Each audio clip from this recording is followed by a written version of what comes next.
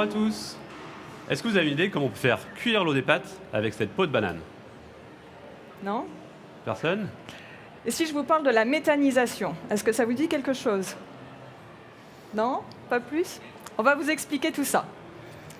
Donc en fait, on produit tous des déchets. Par exemple, quand on prépare un repas, on va produire des déchets, comme des épluchures de patates, des trognons de pommes ou tout simplement cette peau de banane. Et ces déchets organiques sont une véritable mine d'or. En effet, la méthanisation permet de transformer cette peau de banane en énergie renouvelable. Effectivement, on va transformer la banane en gaz, donc en méthane principalement, d'où la méthanisation, et en un autre composé renouvelable. Et du coup, comment est-ce qu'on passe de cette peau de banane à du gaz? Alors c'est un peu comme une recette de cuisine. Donc on va avoir besoin d'un récipient qu'on va pouvoir fermer. On va y mettre nos déchets, donc là pour le coup, notre peau de banane, voilà, comme ceci. Hop. Bon, on en met beaucoup plus quand même pour que ce soit rentable. Et l'élément essentiel de la méthanisation, ce sont les micro-organismes. C'est un procédé biologique. Et en fait, les micro-organismes, on ne les voit pas à l'œil nu, on ne peut pas les toucher. Donc je vais juste symboliser ces micro-organismes par ces petites choses ici, voilà, comme on peut voir ici, qui ont toutes des formes différentes. Donc si on utilise un microscope, on peut voir les micro-organismes. Donc si je répète, dans mon récipient, je mets mes déchets, donc comme ma peau de banane, et je vais mettre des petits micro-organismes, sans les faire tomber partout, voilà. L'autre élément essentiel de la méthanisation, c'est qu'il faut fermer le récipient et retirer l'oxygène qui est à l'intérieur. Pourquoi? Parce que les micro-organismes qu'on utilise dans ce procédé sont sensibles à l'oxygène. L'oxygène est toxique pour certains de ces micro-organismes. Donc si on ne l'enlève pas, le procédé ne peut pas fonctionner correctement.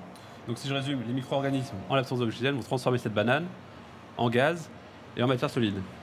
Tout à fait. Donc si on attend quelques semaines, Exactement. ça obtient quelque chose comme ça. Voilà, on va au final partir de quelque chose à peu près similaire à ça à quelque chose comme ça. Donc ici, en fait, on a une partie solide, une matière solide, qui est représentée ici, et on va avoir donc la formation, comme je disais, de gaz. Alors, voyons si ça marche. Voilà. Procédé. Mais du coup, qu'est-ce qu'on va faire de tout ce gaz et de cette matière solide? Alors, la matière solide, on peut l'utiliser dans les champs agricoles pour enrichir le sol, pour les cultures. Et le gaz, on peut l'utiliser alors de plusieurs façons. Donc, on va pouvoir le transformer en chaleur ou en électricité, donc pour éclairer les maisons ou chauffer les maisons. On peut aussi remplacer le carburant, par exemple, des bus de ville avec du gaz, c'est le biogaz, le biométhane. Et on peut aussi, sur certaines conditions, une fois qu'on a filtré ce gaz, l'injecter dans les réseaux de gaz naturel pour qu'il soit utilisé pour faire cuire les pâtes avec une gazinière, par exemple. Par exemple, dans une cantine à Rennes, on récupère tout ce qui est les biodéchets qui vont être transformés en méthane pour transformer du coup ces déchets En gaz. en gaz et produire du gaz qui servira à chauffer les bâtiments. Exactement. Alors, à l'IRSTEA, dans l'institut dans lequel Cédric et moi travaillons, on a développé un partenariat avec une start-up où justement on va pouvoir récupérer les déchets de notre cantine et faire dans un micro-méthaniseur des expériences, puisque nous on est spécialisés dans la méthanisation, dans l'étude de ce bioprocédé, et en plus on va produire un peu d'électricité. Mais c'est encore assez rare. Pour l'instant, la méthanisation est principalement utilisée dans les exploitations agricoles, où du coup on peut transformer, donc l'agriculteur va récupérer ses résidus d'élevage, les bousses de vaches, etc. et utiliser la méthanisation pour produire du gaz à la ferme. Alors pourquoi ce n'est pas encore développé vraiment partout à l'échelle, je dirais, plus grand public? C'est parce que la méthanisation est un procédé très complexe, malgré ce que je vous ai montré, qui fait intervenir une multitude de micro-organismes. Donc on peut voir ici, différentes étapes sont nécessaires pour partir de la peau de banane au gaz. Et chacune de ces étapes est réalisée par un groupe de micro-organismes spécifiques. Et pour que le procédé soit vraiment efficace, il faut que ces différents groupes travaillent correctement ensemble, qu'il y ait une bonne interaction entre tous ces micro-organismes. Sinon, si un groupe est perturbé, et toute la chaîne s'arrête et on ne transforme plus notre déchet en biogaz. Voilà. Et au niveau de la mairie de Paris, par exemple, dans le projet zéro déchet, certains arrondissements de la mairie de Paris essayent une collecte de déchets pour pouvoir récupérer les déchets alimentaires des gens et transformer ces déchets en gaz pour faire rouler les bus de la ville de Paris. Donc si vous ne voulez pas finir votre assiette, vous pouvez toujours vous dire que vos déchets serviront à faire rouler les bus. Merci. Donc, si on la fait très très courte, il faut utiliser les pots de banane pour faire rouler les bus. Exactement. C'est ça? Voilà, Fred, t'as compris. D'où l'intérêt du tri de Moi, ça me déchets. convient D'où l'intérêt du complètement. tri, exactement. Mais je vous Et invite puis à en rejoindre plus- Fred pour continuer à parler de ça. Je Vous laisse embêtez ça. pas, on va tout ranger. Merci. Rejoignez-nous Laetitia Cardona et Cédric Midou. Vous êtes tous les deux de l'IRSTEA. Je rappelle que c'est l'Institut national de recherche en sciences et technologies pour l'environnement et l'agriculture. Vous êtes les bienvenus au bar de la science. Christian, quand tu pars en expédition à l'autre bout du monde, qu'est-ce que tu fais de tes déchets? Alors les déchets organiques, ça va peut-être, mais enfin, qu'est-ce que tu en fais? Non, je ramène l'ensemble des déchets, y compris organiques, dans les expéditions que je mène. Tout simplement parce que moi, j'emmène des choses qui ne sont pas forcément naturelles dans le milieu où je vais, notamment les déserts et autres. Et finalement, les jeter sur place, on ne sait pas l'impact que ça peut avoir, même à une micro-échelle. Et notamment dans les déserts où tout va mettre très longtemps à se dégrader. Mais c'est vrai aussi dans les territoires non désertiques, comme les forêts. Donc je ramène tout. Même quelque chose d'organique qui viendrait d'ici, une pomme, tu la laisses pas traîner n'importe où là-bas. Voilà, c'est ça. C'est ça. Ah. Bon, c'est drôlement intéressant, hein, faire rouler des bus quand même avec finalement les déchets qu'on a chez nous. Ce serait pas possible. Moi, je peux pas installer un dispositif comme ça chez moi pour récupérer. Finalement, c'est tout bénef. On chauffe sa maison avec les déchets organiques qu'on produit en masse. Quand on a des grandes familles, ça peut faire beaucoup de déchets organiques. On pourrait pas avoir ça chez nous. Alors, Allez-y. actuellement, je ne pense pas que ça existe parce que pour que le système soit fonctionnel et surtout que ça soit en continu, il faudrait un flux de déchets relativement important en continu. Et il ne faudrait pas aussi une grosse variation dans les déchets qu'on apporte, puisque comme je le disais, c'est des micro-organismes.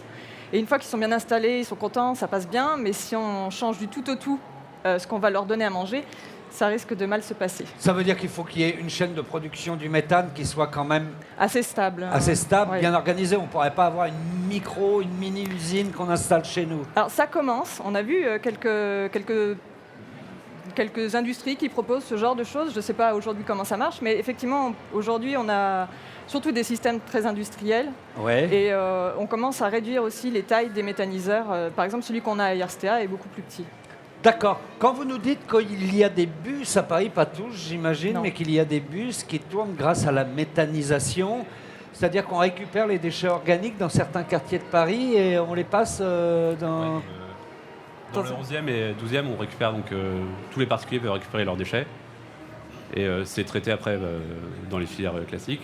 Et après, ce gaz-là va servir à alimenter les bus. Mais quand vous dites c'est traité dans si j'habite dans le 11e, aujourd'hui je mets ma poubelle. Alors je trie, j'espère, les Oui. plastiques, le Oui. verre, les papiers, etc. Il me reste mes déchets organiques. Ils vont où ces déchets En organiques? fait, du coup, la mairie a donné aux gens des systèmes de collecte. Donc les gens mettent ça dedans et la mairie récupère après pour l'emmener sur un système d'exploitation industrielle. Je suppose, parce que je ne connais pas trop le truc, mais je crois que c'est comme ça. En tout cas, vous êtes sûr et certain, il y a bien des bus qui tournent grâce à ça. Alors normalement, ça c'est sûr et certain que ça existe. Ouais. Par exemple, dans des villes dans le nord, du nord, genre Suède, etc., et l'Allemagne ont beaucoup de bus qui roulent au biogaz, puisque c'est quelque chose qui est... il y a des milliers d'installations dans ces pays-là. Nous, on est Ouais. très en retard en France. Mais effectivement, la mairie de Paris doit avoir des bus qui roulent au biogaz. C'est génial, c'est encourageant, Christian. Alors, vous qui travaillez sur ces thématiques, et sans vouloir provoquer, mais moi j'ai vécu dans des pays il y a 20 ans où on faisait déjà ça. Oui, c'est pas nouveau. Qu'est-ce qui Où explique ça, par exemple? Je vais éviter de le dire, sinon on va encore me traiter de... Mais qu'est-ce qui explique qu'on soit, entre guillemets, si en retard, notamment pour une grande ville comme Paris, qui a quand même un nombre de déchets organiques conséquent chaque année? Pourquoi on n'a pas encore su le mettre en place? Est-ce qu'il y a une explication technologique, un frein, ou est-ce que c'est un frein plutôt politique, d'après vous? Je pense que c'est plus politique. Je ne vais pas vous demander de faire de la politique, hein, mais... Non, et puis en fait, nous, on travaille plutôt sur une partie de la méthanisation et pas son installation et tout ça, son développement en France. Mais effectivement, est-ce que en technologiquement on est prêt? En fait, c'est qu'une version politique Non, ou vous- technologiquement parlant, c'est pas la France qui est en retard. Enfin, c'est pas le système qui est en retard, puisque comme je disais, par exemple, en Allemagne, il y a énormément d'exploitation de méthanisation. En France, on est un peu en retard. Ça a commencé à se développer dans les années 70-80 et il y a eu une descente, une diminution. Pourquoi exactement, je ne sais pas. Alors, je sais pas, peut-être administrativement ou autre. C'était pas Moi, je ne développé. vais pas vous demander de prendre une position Non, politique, c'est pas le but, mais technologiquement aujourd'hui, on est prêt. Technologiquement, on on a est de prêt. quoi faire. Et d'ailleurs, ça commence à augmenter justement dans les objectifs de diminuer l'utilisation des éléments fossiles pour l'énergie. Voilà. quoi. Alors, petit message pour Anne Hidalgo et tous ses collègues, allons-y, quoi. Ouais. Bah, Et c'est j'ai- en cours a priori. Donc, D'accord, très bien. Et sur le plan financier, est-ce que c'est un système de production qui coûte plus cher ou moins que les autres? Même si ce n'est pas votre spécialité, peut-être, est-ce que vous avez des informations? accessible? Non, là, au niveau chiffres et tout ça, D'accord. je pourrais Parce que pas répondre. alors, moi, j'ai lu qu'il y avait 570 installations de méthanisation en Ouais, France, en France. principalement dans les fermes. Oui, c'est ce qu'on disait. Donc c'est l'exploitant agricole qui va lui-même récupérer ses déchets et produire du gaz à la ferme, qui pourra soit resservir lui-même, soit vendre ce gaz Ou l'électricité, au circuit fossile. EDF, Ou l'électricité. etc. Voilà. Donc un fermier, lui, enfin une exploitation agricole, peut parfaitement investir dans ce système, Oui. dans ce dispositif. Et je suppose que s'ils C'est investissent, rentable pour eux. on est d'accord, c'est rentable pour eux. Quel volume de déchets faut-il, qu'on ait une petite idée, pour quelle quantité d'énergie? Donc il faut en gros 15 000 tonnes de déchets, ça Par paraît an. par an. 15 000 tonnes. Et nous, on produit combien de déchets par an? Oula, des millions de C'est bon. tonnes. Et Millions de nous, tonnes. combien de déchets par an produit une personne citadine, on va dire? Enfin, en France, c'est environ 370 millions de tonnes de déchets par an.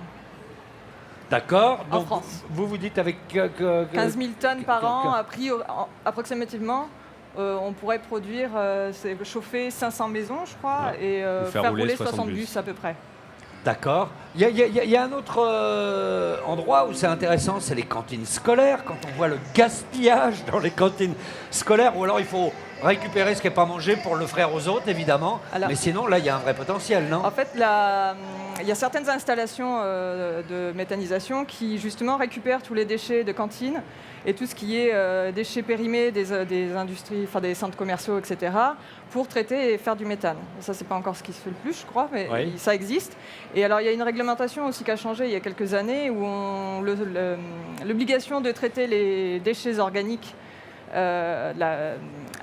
donc la quantité qu'il fallait traiter spécifiquement a diminué, et ce qui pousse justement le développement de microméthaniseurs pour D'accord. récupérer, par exemple là, un grand lycée, à lui tout seul pourrait avoir son microméthaniseur avec ses petits voisins et pour traiter spécifiquement les déchets organiques. D'accord. Donc, puisqu'on n'exploite pas cette énergie, finalement, potentielle, on en fait quoi? Aujourd'hui, on la brûle? Alors, c'est une façon aussi de produire de l'énergie. On peut.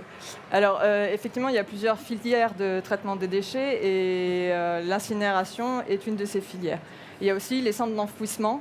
Et Alors, on l'objectif, enfouit encore. ça existe, mais là, on tend à diminuer l'enfouissement. Et l'enfouissement, c'est plus aussi les décharges d'il y a des années.